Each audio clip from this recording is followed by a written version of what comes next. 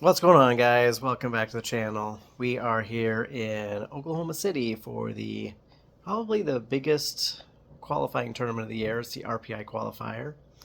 Tyler and I are down here after 7 hours of driving. Had our practice session this afternoon, and we'll talk about that here in a minute. But before we dive into it, we're going to do our little bet that we always do on guessing the cut score. So I've got mine in mind. Hey guys. Yeah, I think I got mine. I had to do a very, very complex mathematical equation to determine who was in A squad, who's in B squad, proportion of right-handers to left-handers, location of the moon compared to Orion's belt.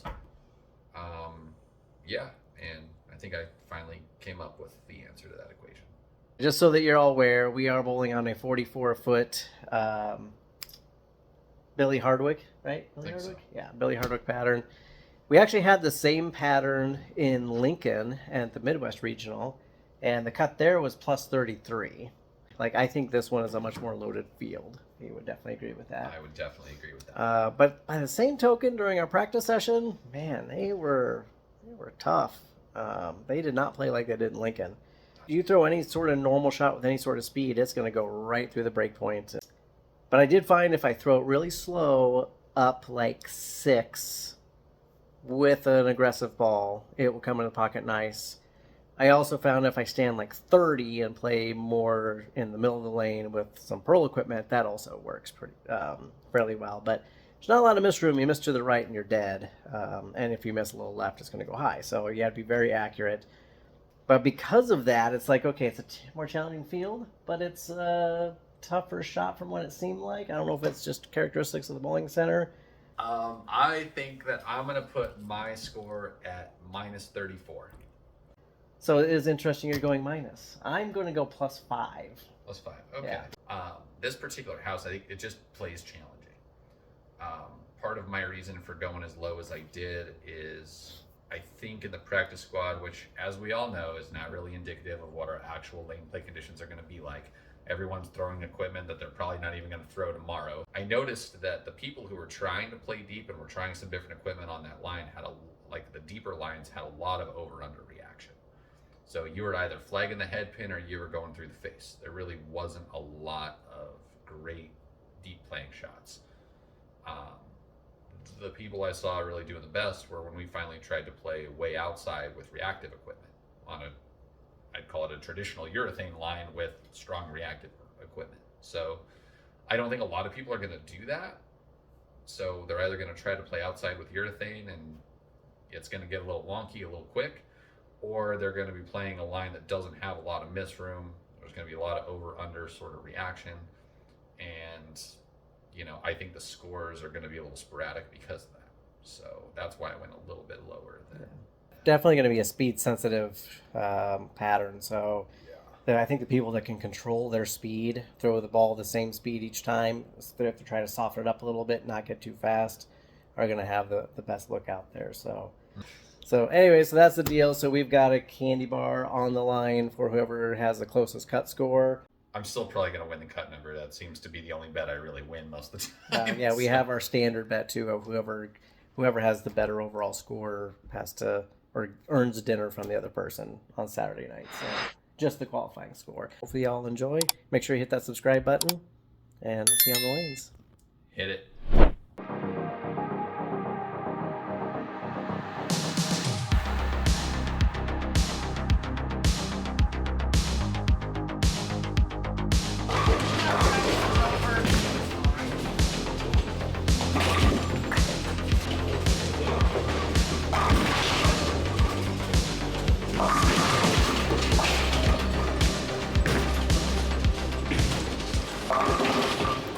All right, so we're just a few frames into the first game, and I want to tell you what it is that I'm seeing out there. During the practice session yesterday, we noticed that the lanes were playing a bit longer, a little bit slicker than we expected, and if you played anywhere from about 10 to 17, there really wasn't a great shot for us.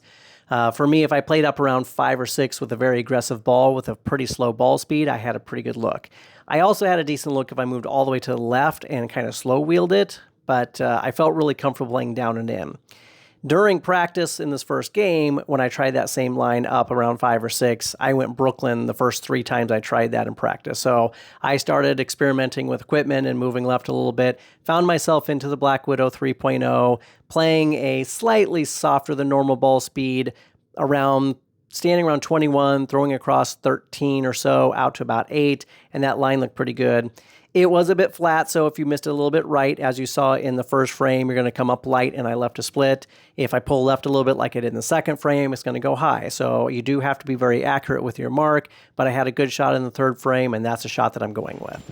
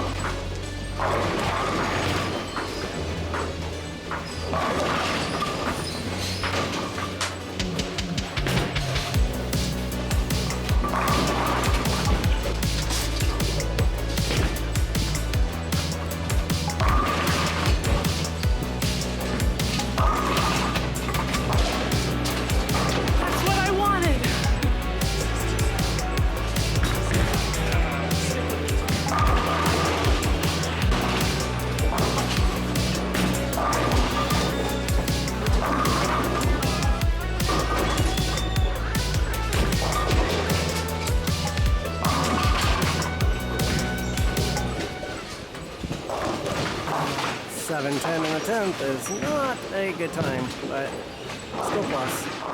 So we're 3 games in, and that line has looked pretty good. The first 2 games were pretty decent. The third game, my score wasn't the best because I ended with that 7-10 split in the 10th frame, which is not ideal, but I was consistently in the pocket, so I'm liking where things are looking. But as I'm getting to the new pair on the 4th game, I'm getting some intel that says that the heads are a bit drier, but if you move left, then the ball's not coming back at all. So it's kind of a trickier pair.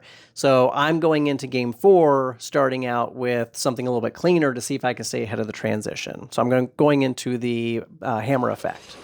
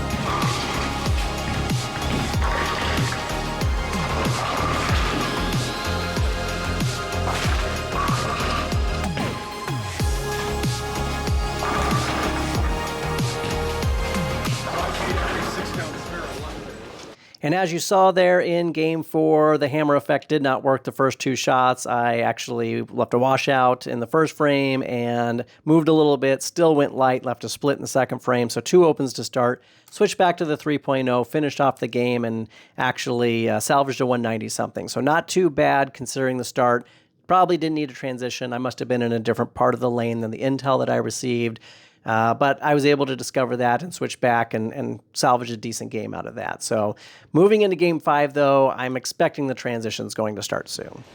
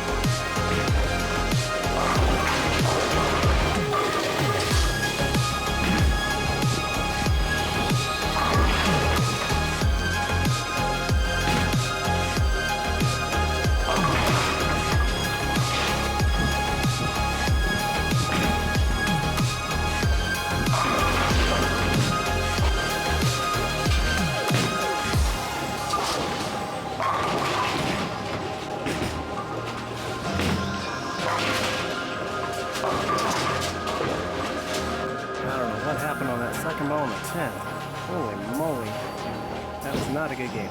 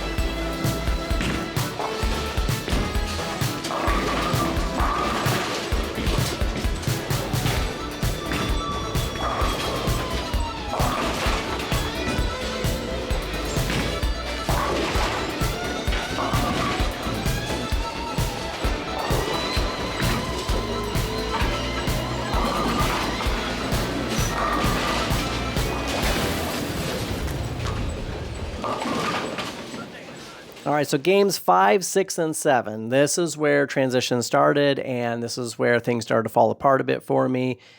Game 5, it was transitioning. I was switching lines a little bit, switching equipment, and suddenly I just wasn't able to hit my mark anymore. So even what I was switching to, I couldn't get a good look on it because I wasn't hitting what I was aiming at.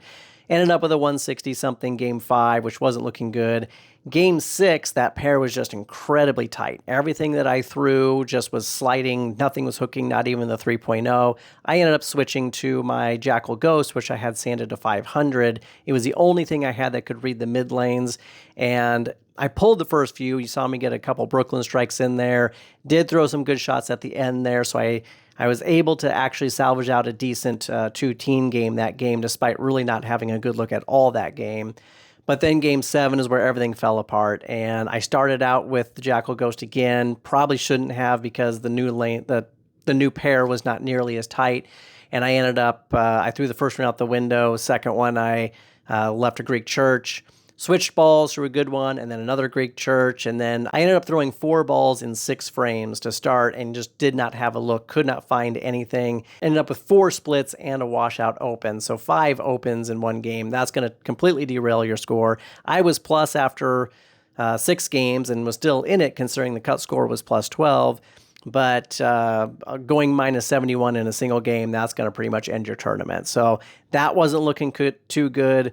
Now we're entering into game 8, and while I probably know I need a 270-something or more to even make the cut, the other thing I'm playing for at this point is dinner with Tyler, because I am up on Tyler by 10 pins, and that's what I'm aiming for, to try to beat him and still at least win dinner and get something out of this tournament.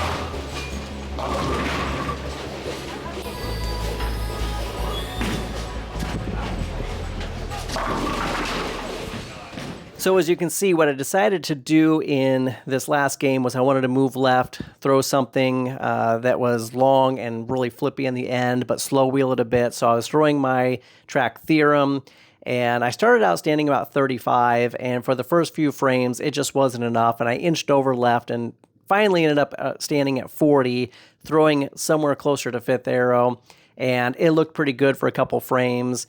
It's looking good heading into the 10th. Here's where it's becoming interesting. Tyler, I don't know exactly what he's finishing with, but I know going into the 10th, if he fills 20, I'm going to have to strike on the first ball in the 10th. And if he doubles in the 10th, I'm going to have to double in the 10th as well. I know I need the first strike. The funny thing is Tyler came down and said he was confident that I was going to throw some bad count some point in the 10th to derail everything. So let's see what happens in the 10th.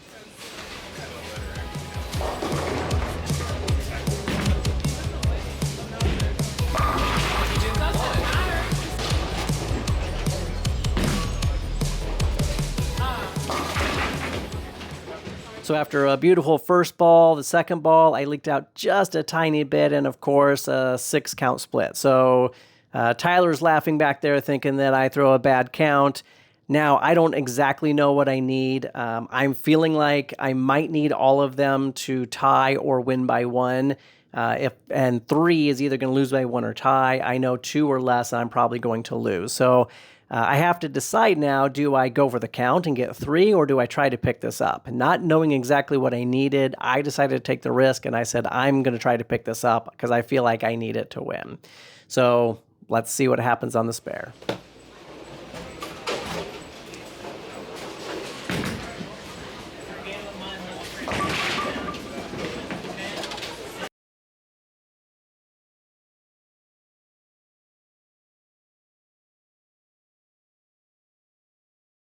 And man, did I get lucky.